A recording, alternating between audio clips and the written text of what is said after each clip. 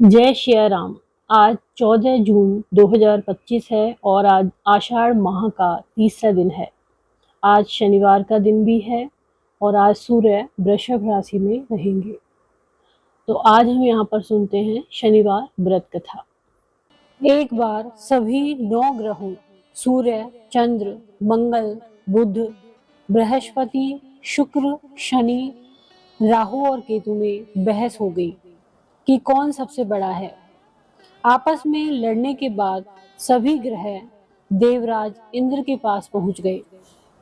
देवराज इंद्र असमंजस की स्थिति में निर्णय नहीं दे पाए, परंतु उन्होंने सभी ग्रहों को यह सुझाव दिया कि पृथ्वी पर राजा विक्रमादित्य ही इसका फैसला कर सकते हैं, क्योंकि वे बहुत ही न्यायप्रिय राजा हैं।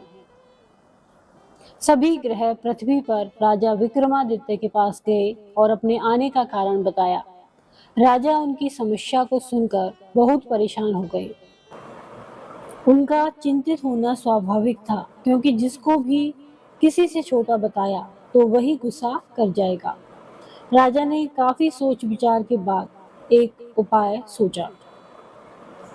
उन्होंने सुवर्ण, रजत, कांस्य, पीतल, सीसा, रांगा, जस्ता, अभ्रक और लोह से 9 सिंहासन का निर्माण करवाया। उन्हें उपयुक्त क्रम में रख दिया गया। सबसे निवेदन किया गया कि क्रमानुसार सिंहासन पर आसन ग्रहण करें। शर्त रखी गई कि जो सबसे अंतिम में सिंहासन पर आसन ग्रहण करेगा वही सबसे छोटा माना जाएगा, जिसकी वजह से शनिदेव सबसे बाद में आसन प्राप्त कर सके और सबसे छोटे कहलाए। क्रोध के आवेश में आकर शनिदेव ने सोचा कि राजा ने यह सब जानबूझकर किया है। कुपित होकर राजा से कहा कि राजा, तू मुझे नहीं जानता। सूर्य एक राशि में 1 महीना, चंद्रमा 2.25 महीने 2 दिन, मंगल 1.5 महीना, बृहस्पति 13 महीने, बुध और शुक्र 1-1 महीने विचरण करते हैं, लेकिन मैं 2.5 से 7.5 साल तक रहता हूँ। मैंने बड़े बड़े विनाश किए हैं। श्री राम की 7.5 आने पर उन्हें जंगल जंगल भटकना पड़ा और रावण की आने पर लंका को बंदरों की सेना से परास्त होना पड़ा। क्रोधित शनिदेव ने राजा से कहा, अब आपको सावधान रहने की जरूरत है।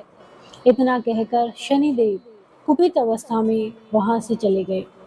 समय गुजरता गया और काल चक्र का पहिया घूमते हुए राजा की 7.5 आ ही गई। तब शनिदेव घोड़ों का सौदागर बनकर राजा के राज्य में गए। उनके साथ अच्छे नस्ल के बहुत सारे घोड़े थे। जब राजा को सौदागर के घोड़ों का पता चला तो अश्वपाल को अच्छे घोड़े खरीदने के लिए भेजा। अश्वपाल ने कई अच्छे घोड़े खरीदे। इसके अलावा सौदागर ने उपहार स्वरूप एक सर्वोत्तम नस्ल के घोड़े को राजा की सवारी हेतु दिया। राजा विक्रमादित्य जैसे ही उस घोड़े पर बैठे, वह सरपट वन की ओर भागने लगा। जंगल के अंदर पहुंचकर वह गायब हो गया। भूख प्यास की स्थिति में राजा जंगल में भटकते रहे। अचानक उन्हें एक ग्वाला दिखाई दिया, जिसने राजा की प्यास बुझाई।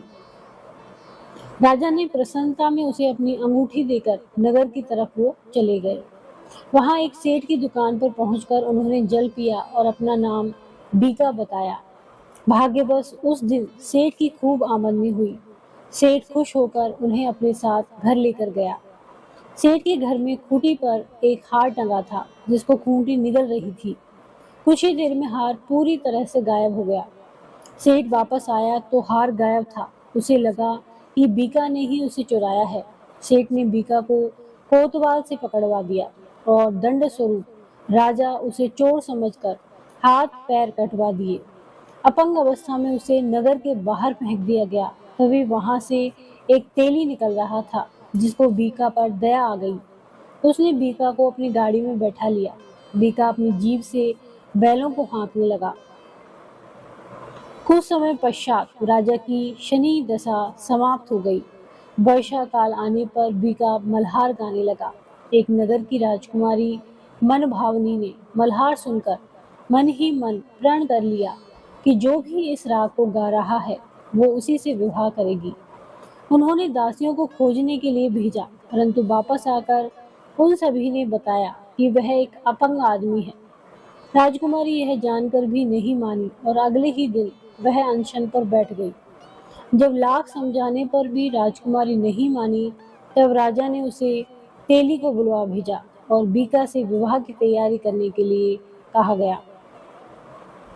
बीका से राजकुमारी का विवाह हो गया। एक दिन बीका के स्वप्न में शनिदेव ने आकर कहा कि देख राजन, तुमने मुझे छोटा बताकर कितना दुख झेला है।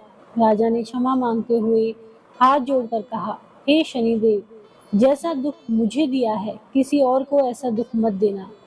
शनिदेव इस विनती को मान गए और कहा कि मेरे व्रत और कथा से तुम्हारे सारे कष्ट दूर हो जाएंगे। जो भी नित्य मेरा ध्यान करेगा और चींटियों को आटा डालेगा, तो उसकी सारी मनोकामना पूर्ण हो जाएगी।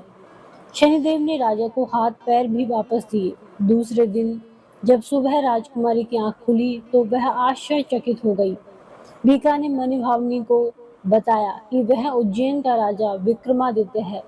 मनभावनी खुशी से फूली नहीं समा रही थी। राजा और नगरवासी सभी अत्यंत प्रसन्न हुए। सेठ ने जब यह सुना तो वह पैरों पर गिरकर क्षमा मांगने लगा। राजा ने कहा, यह सब शनिदेव के कोप का प्रभाव था और इसमें किसी का दोष नहीं है। सेठ ने निवेदन करते हुए कहा कि मुझे शांति तभी मिलेगी जब आप मेरे घर चलकर भोजन करेंगे। सेठ ने कई प्रकार के व्यंजनों से राजा का सत्कार किया। जब राजा भोजन कर रहे थे, तभी जो खूंटी हार निकल गई थी, वही अब उसे उगल रही थी। सेठ ने अनेक मोहरे देकर राजा का धन्यवाद किया और अपनी कन्या श्री कंवरी से पाणी ग्रहण का निवेदन किया। राजा ने सहर्ष स्वीकार कर लिया। राजा अपनी दोनों रानियों मनभावनी और श्री कंवरी को लेकर उज्जैन नगरी लौट आए। सारे नगर में दीपमाला और खुशी मनाई। राजा ने घोषणा करते हुए कहा कि मैंने शनिदेव को सबसे छोटा बताया था, लेकिन असल में वही सर्वोपरि है। तब से सारे राज्य में शनिदेव की पूजा और कथा नियमित होने लगी। सारी प्रजा के बीच खुशी और आनंद का वातावरण बन गया। शनिदेव के व्रत की कथा को जो भी सुनता या पढ़ता है, उसके सारे दुख दूर हो जाते हैं। जय शनिदेव।